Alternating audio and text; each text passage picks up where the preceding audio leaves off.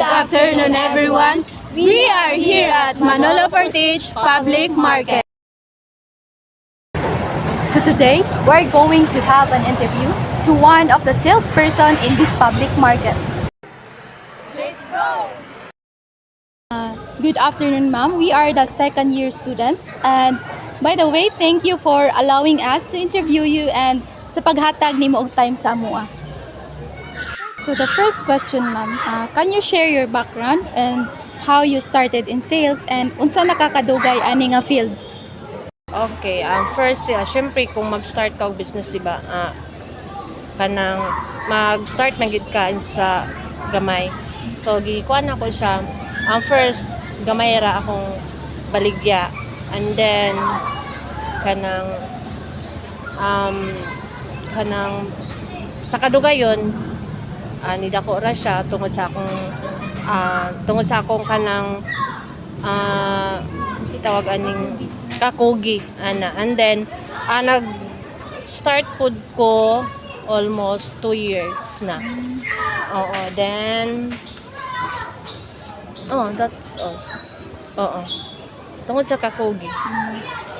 So the next question, ma'am, is what drew you to sales and what keeps you motivated?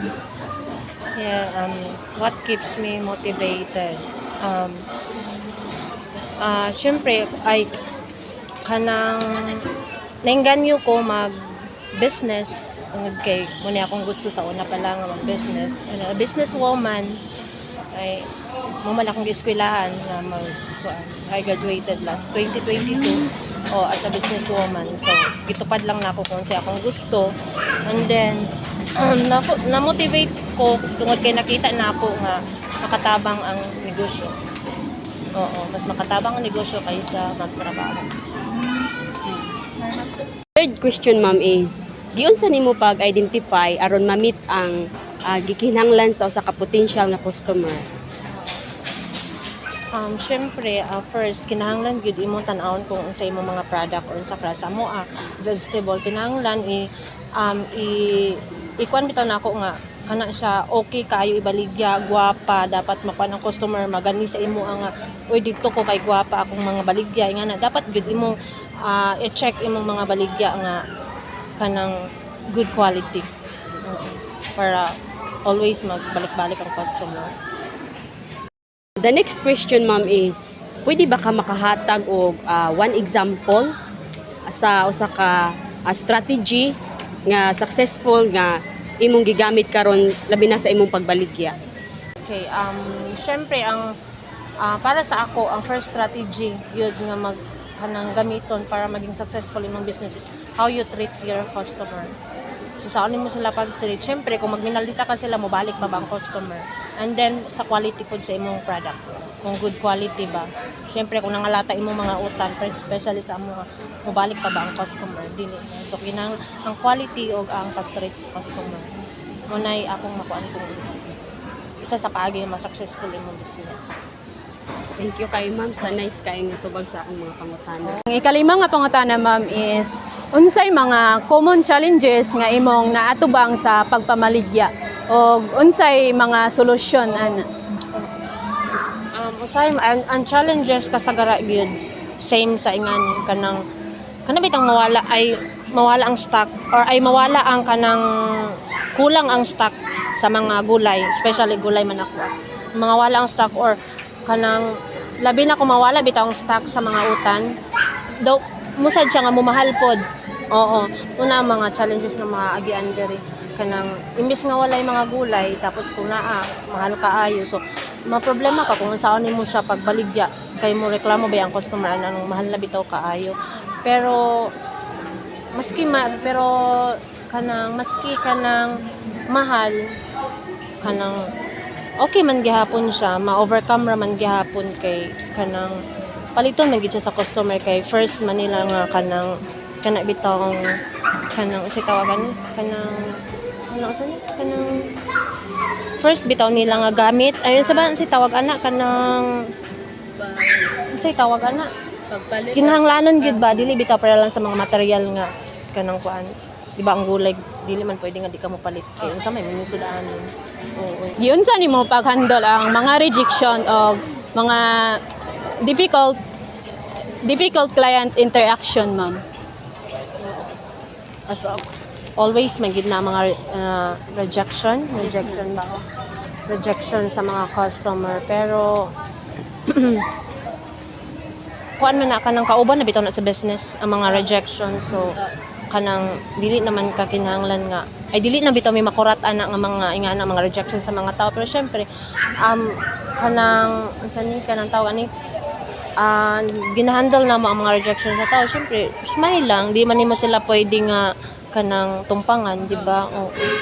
So kanang dili nimo sila pwede kanang kon kay as ingon nga nila customer is always right, so smile lang, dili mo siya dapat tumpangan. Yan. Oo.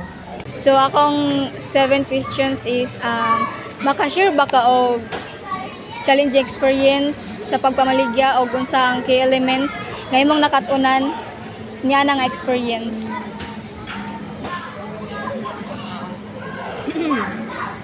Ang particular experience nga akong naagian or challenges, syempre katong hapit may na bankrupt.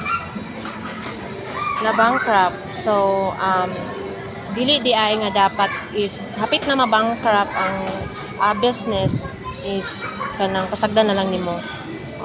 Isa sa ako na katunan nga lesson is dapat kanang if makita nimo ang imong business nga ma-bankrupt na, so go lang, dili nimo siya dapat pasagdan, and then kanang dapat mangita kag paagi solution kung unsaon nimo pag pagbalik utro pagbuo utro sa imong business nga na. 8 questions says overall unsa ang pinaka most valuable lessons nga naimong na katunan as a career sa imong pagpamaligya. The most valuable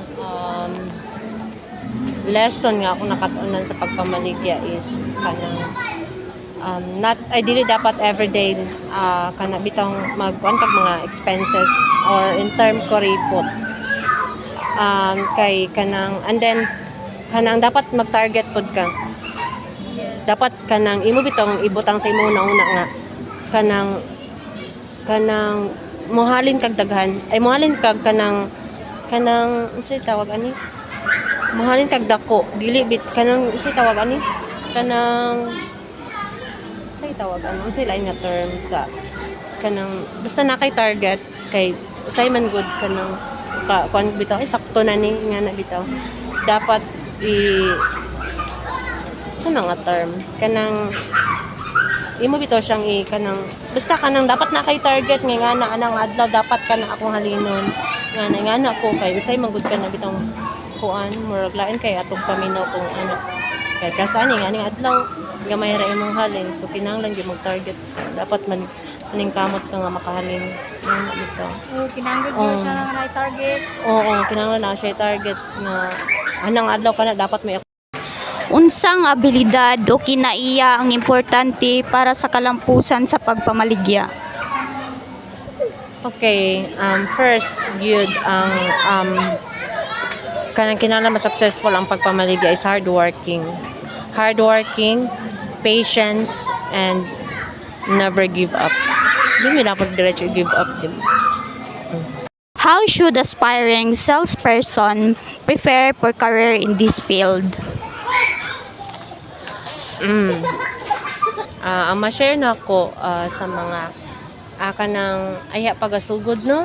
Aya pagasugod og kanang mosulod sa career nga business is kanang ang masulti lang ako sa ila dapat kanang nasa ilang kanang unsay tawagan ability ang hard work, patience o dayon kanang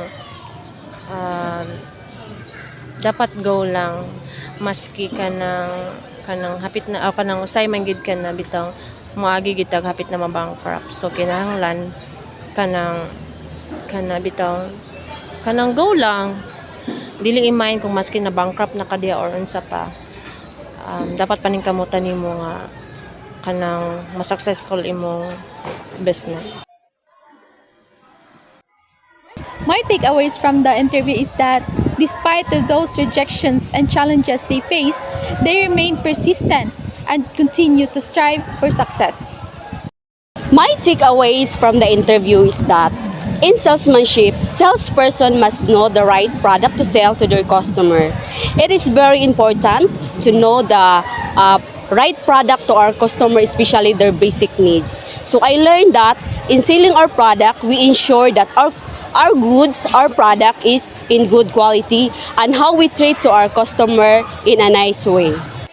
My takeaways from the interview is selling is not easy, especially kung bago pa lang jud magsugod. There are many challenges to face. Even if sa mga inana nga challenges, never stop, just keep going and be persistent. These challenges are directions to success. My takeaways from the interview is that even if you experience such a difficulties, always remember that before you achieve your goals, there is an obstacle that you will face first. My takeaways during our interview is kung ikaw isa ka negosyante, dapat dili ka mawadan sa paglaom padayon ng gihapon aron ma-success ang imong negosyo.